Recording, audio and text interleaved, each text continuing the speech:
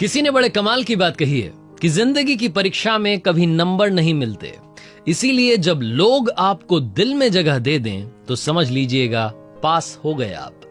Hi guys, my FM से मैं हूं आरजे कार्तिक। एक छोटी सी कहानी, ये कहानी एक राजा की, जिसके पास में बड़ा सा साम्राज्य था, विशाल सी सेना थी, लेकिन समस्या थी कि उम्र के आखिरी पड़ाव में था, बीमार रहने लगा था।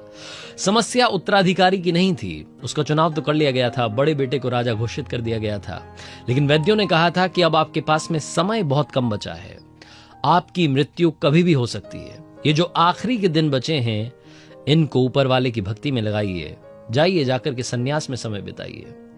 राजा की 4 रानियां थीं। चौथी रानी जो थी, उससे राजा बेइंतहा मोहब्बत करता था और आखिरी के दिनों में उस रानी के साथ रहना चाहता था। उस रानी के राजमहल में पहुंचा और जाकर के कहा कि रानी, आप मेरे साथ चलने के लिए क्या तैयार हैं? मेरी जिंदगी का आखिरी समय चल रहा है, मेरे पास में बहुत कम समय बचा है, आखिरी के दिन बचे हैं। क्या आप मेरे साथ जंगल में चलेंगी तपस्या के लिए, सन्यास के लिए? उन आखिरी दिनों में मैं आपके साथ रहना चाहता हूं। बहुत अच्छे से प्यार मोहब्बत से प्रपोज किया एक बार फिर से, लेकिन रानी ने साफ मना कर दिया और कहा कि अगर आपको यहां रहना है राजमहल में तो रहिए, वरना मैं आपके साथ नहीं चल सकती। राजा मायूस होकर के, उदास होकर के वहां से लौटा और अब बारी थी तीसरी रानी के राजमहल में जाने की। तीसरी रानी के कक्ष में पहुंचा, वहां जाकर के भी यही बात कही कि क्या आप मेरे साथ में सन्यास के दिनों में चलने के लिए तैयार हैं? अब मैं जंगल की तरफ जाना चाहता हूं, राजपाट को छोड़ना चाहता हूं, आगे बढ़ना चाहता हूं, यह आखिरी का वक्त है, क्या आप मेरा साथ देने के लिए तैयार हैं?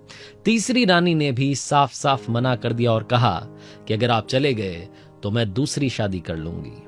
राजा वहां से भी उदास होकर के, मायूस होकर के लौट रहा था, सोच रहा था कि इन दोनों रानियों से मैंने बहुत प्यार किया, लेकिन इन्होंने मेरा साथ नहीं दिया। अब बारी दूसरी रानी की थी, जिससे दूसरी शादी की थी। जब उनके राजमहल में पहुंचा, उनके कक्ष में पहुंचा, तो राजा सोच रहा था कि तो बड़ी बुद्धिमान है। दरअसल वो जो रानी थी, वो राजा के हर फैसले में मदद करती थी, उनको बताती थी कि ये गलत है, सही है, आपको ये करना चाहिए, करेक्शन करवाती थी। बहुत बुद्धिमान थी, हर पॉलिटिकल डिसीजन में राजा का साथ देती थी। दूसरी रानी के पास में बड़ी उम्मीद से गया और जाकर के कहा कि मैं आपसे प्यार करता हूं, मोहब्बत बाकी है। रानी ने कहा कि मालूम है आप हमसे प्यार करते हैं, बताइए क्या कहना चाहते हैं? तो राजा ने कहा कि मैं बस राजपाट छोड़ने वाला हूं, उत्तराधिकारी घोषित कर दिया, राजा का चुनाव कर दिया गया है, बड़े बेटे को राजा बना दिया है। अब मैं आखिरी के दिनों में जंगल में जाना चाहता हूं, संन्यास लेना चाहता हूं, तपस्या करना चाहता हूं, क्या आप मेरे साथ में चलने के लिए तैयार हैं? दूसरी रानी ने कहा कि नहीं, मैंने आपका हर कदम पर साथ दिया, हर फैसले में साथ दिया, आपको समझाया, बताया, लेकिन इस फैसले में साथ नहीं दे पाऊंगी। हां, एक काम कर सकती हूं, क्योंकि आपसे मोहब्बत करती हूं, प्यार करती हूं। जब आपका आखिरी वक्त आ जाएगा, आप इस दुनिया को छोड़ करके चले जाएंगे, तो आपका अंतिम संस्कार करवा दूंगी, फ्यूनरल करवा दूंगी, सारे अरेंजमेंट्स कर दूंगी, आप चिंता मत कीजिएगा, शाही अंदाज में आपको अलविदा किया जाएगा। दूसरी रानी जब ये कह रही थी, राजा मन ही मन रो रहा था कि ये क्या हो रहा है। दूसरी रानी ने भी मना कर दिया, उसका मुंह लटका हुआ था, उदास था। तभी अचानक से एक आवाज आई कि राजा साहब, मैं आपके साथ में चलने के लिए तैयार हूं, आप जहां कहेंगे वहां चलने के लिए तैयार हूं, अंतिम वक्त में आपका साथ देने के लिए तैयार हूं। राजा ने मुंह उठा करके देखा तो उस राजमहल के दरवाजे पर वो रानी खड़ी थी जिसके दरवाजे पर अभी तक ये गया नहीं था, जिससे जाकर के कहा नहीं था। कमजोर हो चुकी थी पहली रानी, राजा की पहली पत्नी, जिससे कभी प्यार ही नहीं किया, केयर ही नहीं की। राजा को मनी मन लगा कि मैं सोच रहा था, सही सोच रहा था। राजा को लग रहा था कि शायद पहली रानी होगी जो हां कहेगी, और पहली रानी ने आकर के कहा कि आप बताइए कहां जाना है, कहां चलना है, आपके आखिरी वक्त में, आखिरी दिनों में मैं आपका साथ दूंगी। राजा माफी मांगने लगा, गिड़गिड़ाने लगा कि मैंने आपको बहुत सारा प्यार करना चाहिए था, लेकिन मैं आखिरी दिनों में आपको निग्लेक्ट कर रहा था, मैंने आपकी केयर नहीं की, आपसे प्यार नहीं किया। रानी ने माफ कर दिया और बोला कि चलिए, आपके आखिरी दिनों में आपके साथ चलने के लिए तैयार हूं। यह कहानी राजा और 4 रानियों की नहीं है, यह कहानी मेरी, आपकी, हम सब की है। ये कहानी हम सब की है, क्योंकि ये राजा और रानी की कहानी नहीं है, ये 4 रानियों की कहानी है। चौथी रानी यानी कि आपका शरीर, आपकी बॉडी, जिसके बारे में आप बड़ा ख्याल रखते हैं, बड़ा सजा संवार करके रखते हैं, लेकिन ये आपका साथ नहीं देने वाली। तीसरी रानी मटेरियलिस्टिक चीजें, मोबाइल, लैपटॉप, गाड़ी, बंगला, घड़ी, कपड़े, बहुत सारी चीजें जिनके बारे में हम दिन भर भागते रहते हैं, कोशिश करते रहते हैं उनको पाने की।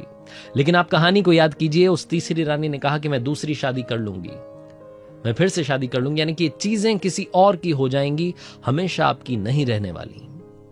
दूसरी रानी, यानी कि आपका परिवार, आपके फ्रेंड्स। दूसरी रानी ने क्या कहा था? दूसरी रानी ने कहा था कि आपका अंतिम संस्कार करवा दूंगी, फ्यूनरल तक आपका साथ दे दूंगी, सारे अरेंजमेंट्स करवा दूंगी। जो आपके सगे संबंधी होते हैं, आपके लव्ड वंस होते हैं, चाह करके भी आपके साथ नहीं जा पाते, वो अंतिम संस्कार से ही, वो आखिरी जो प्रोसेस है जहां जलाया जाता है, दफनाया जाता है, वहां से वापस लौटना होता है, वो भी आपके साथ नहीं जा पाते। पहली पत्नी जिसका आपने कभी ध्यान नहीं रखा, कभी केयर नहीं किया, कभी प्यार नहीं किया, भूल गए क्योंकि आपको फ्री में मिली है। फर्स्ट वाइफ, यानी कि आपकी सोल, जिसका आपको सबसे ज्यादा ख्याल रखना था, जिसका आपने ख्याल नहीं रखा, वो हमेशा आपके साथ रहती है। जब आप जाएंगे, आपके अंतिम पलों में भी आपके साथ चली जाएगी।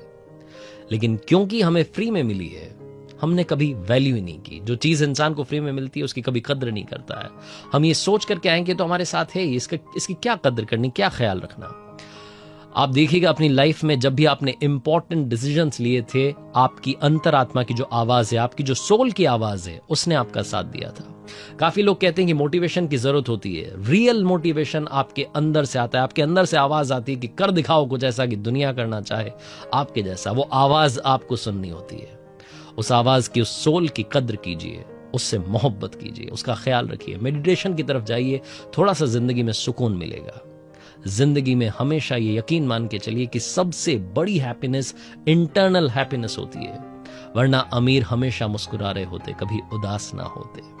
आरजे कार्तिक बस यही कहना चाहता है, कर दिखाओ कुछ ऐसा कि दुनिया करना चाहे आपके जैसा। आज कुछ अच्छा अच्छा अच्छा अच्छा, आज कुछ अच्छा सुनते हैं।